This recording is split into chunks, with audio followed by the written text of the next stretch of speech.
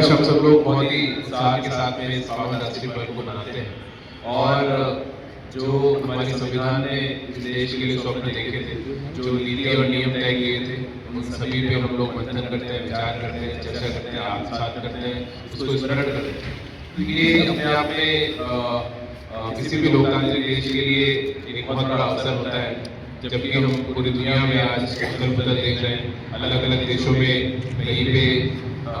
आंतरिक अशांति है या कहीं पे बाह्य शक्ति द्वारा अशांति पैदा की जाती है,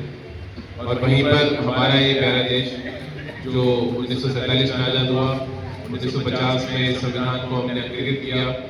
और उसके बाद आज 76वें वर्ष में हम लोग प्रवेश कर रहे हैं। और निश्चित रूप से राष्ट्र के जीवन में 76 वर्ष बहुत छोटा समय होता है और इस छोटे समय में जो उपलब्धियां हम सभी लोगों ने हासिल की हैं, निश्चित रूप से वो गौरवान्वित करने वाली है। हम सबको उस पर गर्व होता है और कैसे देश को हमें आगे लेकर जाना है, उसमें प्रत्येक नागरिक के रूप में हमारा जो कर्तव्य है उसे कैसे पूरा करना है, वो संकल्प हम लोग आज के दिन लेते हैं। एक परंपरा बन गई है या बन गई थी कि इन सभी राष्ट्रीय पर्वों को एक मात्र औपचारिकता मानकर और निभा दिया जाता था और उसको एक छुट्टी का दिन मान लिया जाता था। पर वर्तमान समय में वैश्विक राजनीतिक परिस्थितियों में जब हम सब लोग पूरी दुनिया के बारे में पढ़ते हैं, देखते हैं, समझते हैं, तो राष्ट्र के नागरिकों का राष्ट्र के प्रति क्या कर्तव्य है और उनका अपने राष्ट्रीय कर्तव्यों के प्रति जागरूक होना कितना महत्वपूर्ण है, तभी वो देश जीवित रह पाता है, तभी वो देश आगे बढ़ पाता है। ये सब आप सब लोग देख रहे हो। तो उसमें हर एक व्यक्ति का जब कर्तव्य की बात होती है तो हमारा भी देश के प्रति कर्तव्य है। कोई व्यक्ति बड़ा कर्तव्य निभाता है, कोई व्यक्ति छोटा कर्तव्य निभाता है, लेकिन उसका जो उद्देश्य है और उसका जो उपलब्धि है वो एक जैसी ही होती है। ये कोई आवश्यक नहीं है कि कोई प्राइवेट सेक्टर में, कोई इंडस्ट्री में, कोई सरकारी गवर्नमेंट जॉब में, कोई पॉलिटिकल क्षेत्र में किस पद पे है, क्या काम कर रहा है। एक नागरिक के रूप में हम सब लोग बराबर हैं और हम सब लोग मिलकर इस देश को संबल प्रदान करते हैं, इस देश को सशक्त करते हैं। तो उसमें हमारे जनपद गाजियाबाद में हम सब लोग जिला प्रशासन काम हैं और निश्चित रूप से जितनी भी इस प्रकार के इवेंट्स होते हैं उनको अपनी परिणति पर लेकर जाना, उनका एक सकारात्मक उद्देश्य, एक सकारात्मक जो है समाज के सामने प्रस्तुत करना, उसके रूपरेखा प्रस्तुत करना, समाज को ये समझाना कि ये कितनी आवश्यक चीज़ें हैं हमारे राष्ट्रीय एकता, अखंडता और एक राष्ट्रीय विकास के लिए। तो वो आज का दिन है और नित्य हम सभी लोग नई नई उपलब्धियां हासिल कर रहे हैं, नागरिकों के सामने उत्कृष्ट उदाहरण प्रस्तुत कर रहे हैं। मैं ये कहना चाहूँगा कि इसी प्रकार से, उसी निरंतरता, उसी मेहनत के साथ जैसे हम लोग नववर्ष से एक नया संकल्प लेते हैं अपने जीवन को और उत्कृष्ट बनाने के लिए और आगे बढ़ाने के लिए, उसी प्रकार से अपने राष्ट्र को आगे बढ़ाने के लिए ये एक अवसर है जब हमें राष्ट्रीय संकल्प लेना चाहिए कि राष्ट्र को सशक्त बनाने के लिए, राष्ट्र के नागरिकों को संबल प्रदान करने के लिए और उन सभी को आत्मनिर्भर बनाने के लिए, उन सभी के जीवन में सशक्तिकरण लाने के लिए सब लोग मिलकर प्रयास करेंगे और जो हमसे बन पड़ेगा हम वो करेंगे। न केवल अपने प्रशासकीय दायित्वों के दौरान जो भी आपको दायित्व दिए गए हैं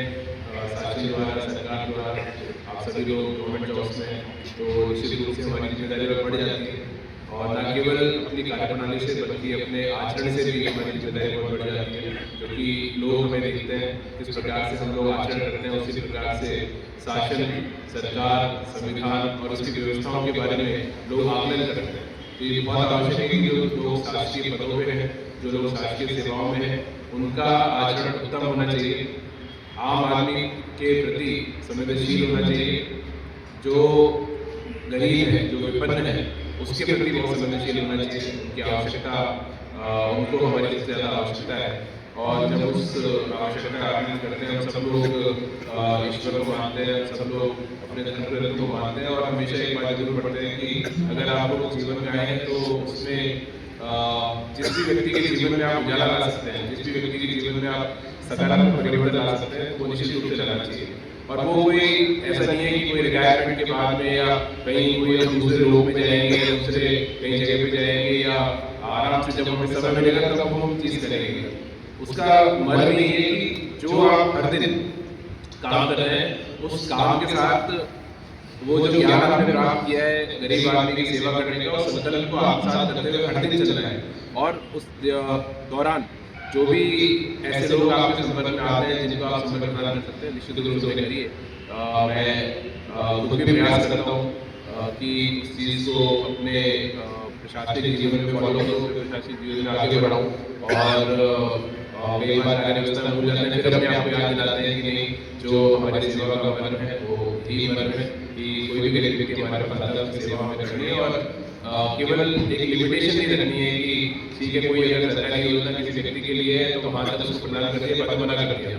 हो सकता है कि एक स्टेप ऊपर जाके हम किसी, अगर मान लीजिए कोई योजना नहीं है तो भी हमें लगता है कि किसी फंड से, किसी व्यक्ति से, किसी यूनिवर्सिटी से, किसी से बोल के किसी व्यक्ति की मदद कर सकते हैं, तो हमारे फोन कॉल से, हमारे छोटे से प्रयास से हो सकता है। बहुत सारे लोग सोचते होंगे कि तब हम किसको कॉल करें, हम किसको बताएं, तो उसका तरीका ये होता है कि आप हमें बताइए कि साहब ये एक ऐसे व्यक्ति है जो जिनको ये आवश्यकता है, तो मुझे लगता है कि इनकी मदद होनी चाहिए, तो हम उसके लिए आगे रहेंगे, हम उसके लिए आगे बढ़ेंगे। तो ये दृढ़ संकल्प हम लोग लेकर जाए राष्ट्रीय कर्तव्य। और नागरिक के रूप में भी, जहाँ पे भी आप अपने समाज में रहते हैं, अपने परिवार में रहते होंगे, अपने नाते रिश्तेदारों, पड़ोसियों से, दोस्तों से बात करते होंगे, तो ये जरूर इसको हास्य का विषय हम बिल्कुल ना बनाएं कि हमें किस प्रकार से अपने देश को आगे जाना है। वो एक गंभीर चर्चा का विषय होना चाहिए। आप सब लोग पुरानी किताबें पढ़ते होंगे, देखते होंगे, आपके दादाजी परदादाजी के जमाने में सारी चर्चाएं बड़ी सकारात्मक तरीके से होती थी, और उसी से देश जहाँ आज है वहाँ तक आया है। और अब इस पीढ़ी पे दायित्व है कि और तेज गति से और त्वरित गति से इस देश को आगे लेकर जाए, और उन महान राष्ट्र की श्रृंखला में हम जो शामिल हैं और जो हमारा ऐतिहासिक गौरव है, उस गौरव को आगे बढ़ाते हुए पूरे विश्व के सामने उत्कृष्ट उदाहरण प्रस्तुत करें। और इस संविधान की जो मूल आत्मा है, जो नागरिक के जो कर्तव्य है और जिस प्रकार से इस नागरिकों को राष्ट्र बनाना है, वो इसकी मूल आत्मा है। उस मूल आत्मा को आत्मसात करें और आगे लेके जाएं, तभी निश्चित रूप से हम ये जो गणतंत्र दिवस आज मना रहे हैं ये सार्थक रूप प्राप्त करेगा। और मुझे पूरी उम्मीद है कि आप सब लोग इस विषयों पर मंथन करेंगे। कोई भी ग्रुप छोटा नहीं होता, कोई भी ग्रुप बड़ा नहीं होता। 100 लोग, 50 लोग, 150 लोग, 200 लोग भी अगर कोई सामूहिक संकल्प लेते हैं तो निश्चित रूप से उस पावन पर्व का जो महत्व है वो हम लोग सब लोग साबित करते हैं, रेखांकित करते हैं। तो पुनः आप सभी लोगों को गणतंत्र दिवस की बहुत बहुत शुभकामनाएं। बहुत बहुत धन्यवाद।